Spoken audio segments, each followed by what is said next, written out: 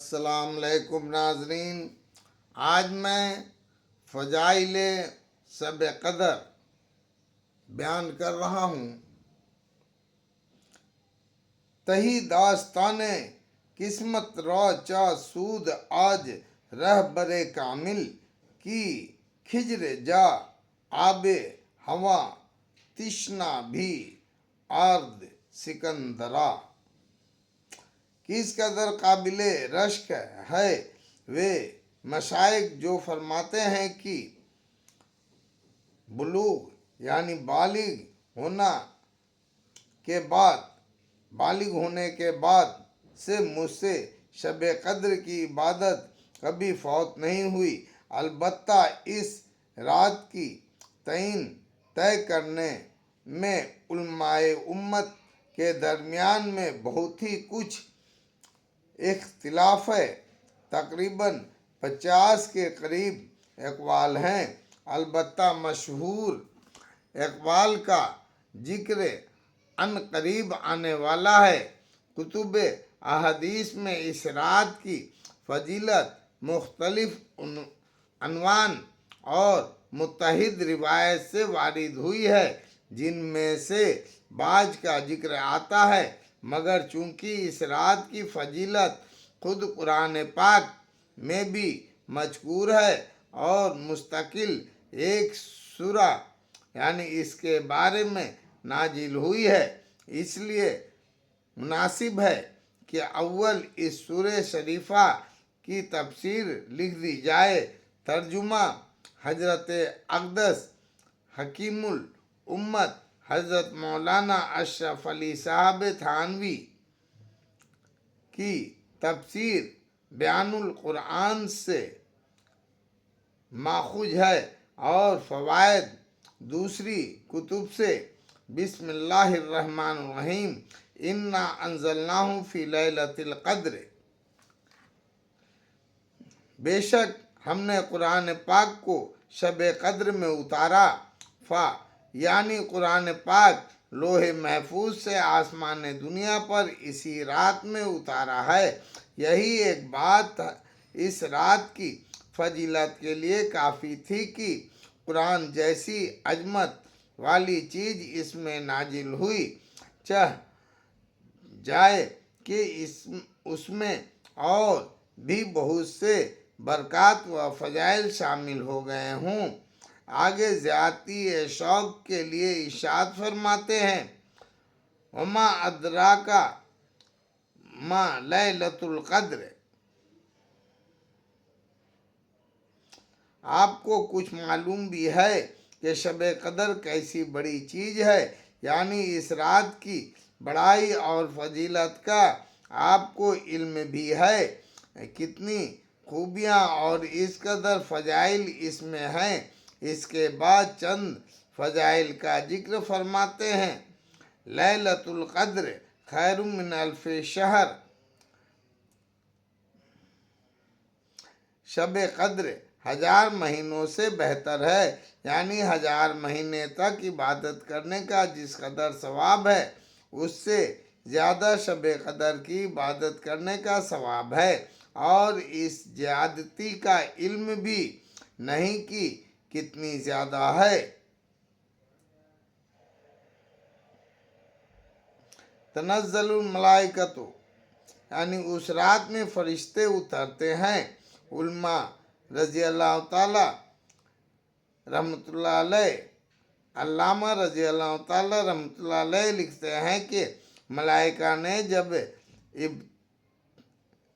ابتدا میں مجھے دیکھا تھا تو مجھ سے نفرت ظاہر کی تھی اور بارگاہ علی میں عرض کیا تھا کہ ایسی چیز کو آپ پیدا فرماتے ہیں جو دنیا میں فساد کرے اور خون بہائے۔ اس کے بعد والدین نے جب مجھے اول دیکھا تھا جبکہ تو منی کا قطرہ تھا تو تجھ سے نفرت کی تھی، حتیٰ کہ کپڑے کو اگر لگ جاتا تو کپڑے کو دھونے کی نوبت آتی، لیکن جب حق تعالیٰ شانہ نے اس कतरे को बेहतर सूरत मरहमत फरमाई तो वालिदैन को भी शफकत और प्यार की नौबत आई। आज जबकि तौफीक इलाही से तू शब कदर में मार्फत इलाही और ताअत रब्बानी में मशगूल है, तो मलाइका भी अपने इस फ़िक्र की मजरत यानी उज्र पेश करने के लिए उतरते हैं। वरूह फीहा, और इस रात में रूहुल कुद्दूस यानी हजरत जिब्रील अलैहिस्सलाम भी नाजिल होते हैं। रूह के मानी मुफस्सिरीन के चंद कौल हैं। जमहूर का यही कौल है जो ऊपर लिखा गया है कि इस हजरत जिब्रील अलैहिस्सलाम मुराद हैं। अल्लामा रजी अल्लाह अन्हु ने लिखा है कि यह कौल ज़्यादा सही है और हजरत जिब्रील अलैहिस्सलाम को अफजलियत की वजह से मलाइका के जिक्र के बाद ख़ास तौर से उनका जिक्र फरमाया।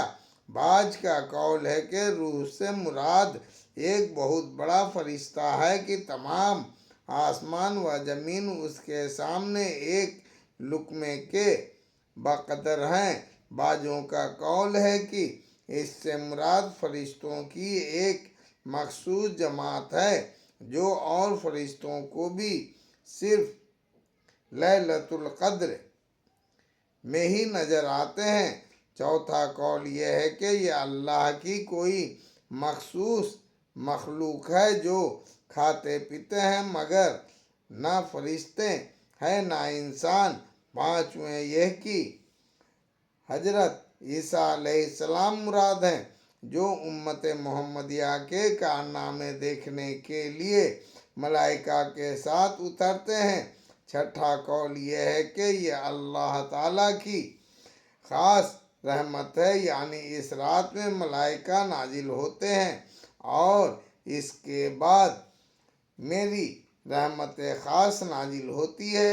इनके अलावा और भी चंद अक़वाल हैं, मगर मशहूर कौल पहला ही है। सुन्ने बहकी में हजरत अनस रज़ी अल्लाह ताला के वास्ते से नबी करीम सल्लल्लाहु अलैहि वसल्लम का इरशाद मनकूल है कि शब कद्र में हजरत जिब्रील अलैहिस्सलाम फरिश्तों के एक गिरोह के साथ उतरते हैं और जिस शख्स को जिक्र वगैरह में मशगूल देखते हैं उसके लिए रहमत की दुआ करते हैं।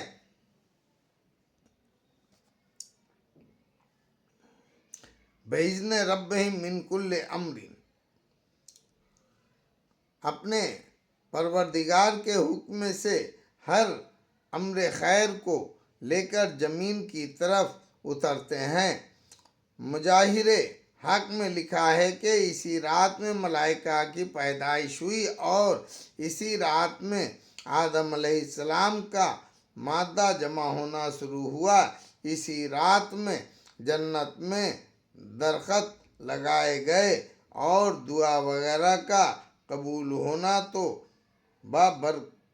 बाकसरत रिवायत में वारिद है। दुर्र मंसूर की एक रिवायत में है कि इसी रात में हजरत ईसा अलैहिस्सलाम आसमान पर उठाए गए और इसी रात में बनी इसराइल की तौबा कबूल हुई। सलामुन, वो रात सरापा सलाम है, यानी तमाम रात मलाइका की तरफ से मोमिनीन पर सलाम होता रहता है कि एक फ़ौज आती है दूसरी जाती है, जैसा कि बाज़ रिवायत में इसकी तस्रीह है या मुराद है कि ये रात सरापा सलामती है, शर यानी बुराई व फसाद वगैरह से अमन है। हिया हत्ता मतलइल फज्र, वो रात इन्हीं बरक़ात के साथ तमाम रात तुलू ए फज्र तक रहती ہے یہ نہیں کہ رات کے کسی خاص حصے میں یہ برکت ہو اور کسی میں نہ ہو، بلکہ صبح ہونے تک ان برکات کا ظہور رہتا ہے۔ اس سورے کے ذکر کے بعد کہ خود اللہ جل جلالہ کے کلام پاک میں اس رات کو کئی نوج کی فضیلتیں ارشاد فرمائی گئی ہیں، احادیث کے ذکر کی ضرورت نہیں رہتی، لیکن احادیث میں بھی اس کی فضیلت و بکثرت وارد ہوئی ہیں۔ ان میں سے چند احادیث ذکر کی جاتی ہے۔ ان ابی ہریرۃ قال قال رسول اللہ صلی اللہ علیہ وسلم من قام لیلۃ القدر ایمانا واحتسابا غفر لہ ما تقدم من ذنبہ۔ نبی کریم صلی اللہ علیہ وسلم کا ارشاد ہے کہ جو شخص لیلۃ القدر میں ایمان کے ساتھ اور ثواب کے نیت سے عبادت کے لیے کھڑا ہو، ان کے پیچھے تمام گناہ معاف کر دیے جاتے ہیں۔ فائدہ: کھڑا ہونے کا مطلب یہ ہے کہ نماز پڑھے، اور اسی حکم میں یہ بھی ہے کہ کسی اور عبادت، تلاوت اور ذکر وغیرہ میں مشغول ہو، اور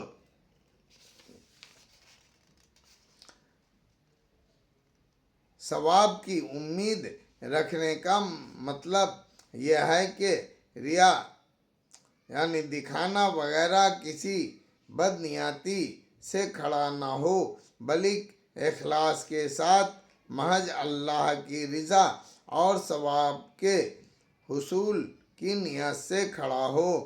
خطابی رحمۃ اللہ علیہ کہتے ہیں کہ اس کا مطلب یہ ہے کہ ثواب کا یقین کر کے بشاشت قبول دل کی خوشی سے کھڑا ہو، بوجھ سمجھ کر خود دل کے ساتھ نہیں۔ اور کھلی ہوئی بات ہے کہ جس قدر ثواب کا یقین اور اعتقاد زیادہ ہوگا، اتنا ہی عبادت میں مشقت کا برداشت کرنا سہل ہوگا۔ یہی وجہ ہے کہ جو شخص قرب الہی میں جس قدر ترقی کرتا جاتا ہے، عبادت میں انہماک زیادہ ہوتا رہتا ہے۔ نیز یہ معلوم ہو جانا بھی ضروری ہے کہ حدیث بالا اور اس جیسی احادیث میں گناہوں سے مراد علماء کے نزدیک صغیرہ یعنی چھوٹے گناہ ہوتے ہیں، اس لیے کہ قرآن پاک میں جہاں کبیرہ یعنی بڑے گناہوں کا ذکر آتا ہے، ان کو الا من تاب ذکر کیا ہے۔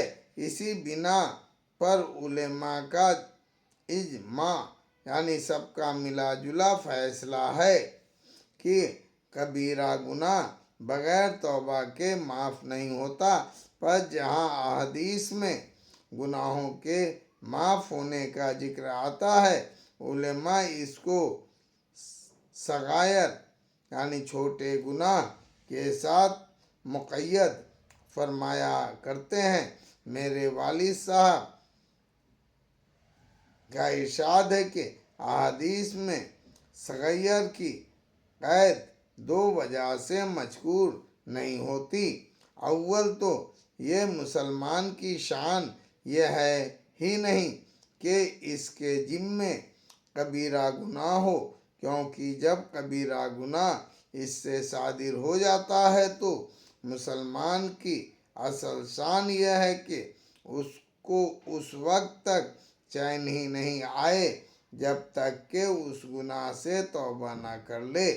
دوسری وجہ یہ ہے کہ جب اس قسم کے موقع ہوتے ہیں تو مثلاً لیلۃ القدر ہی میں جب کوئی شخص و امید ثواب عبادت کرتا ہے تو اپنی بدعمالیاں پر ندامت اس کے لیے گویا لازم ہے اور ہو ہی جاتی ہے۔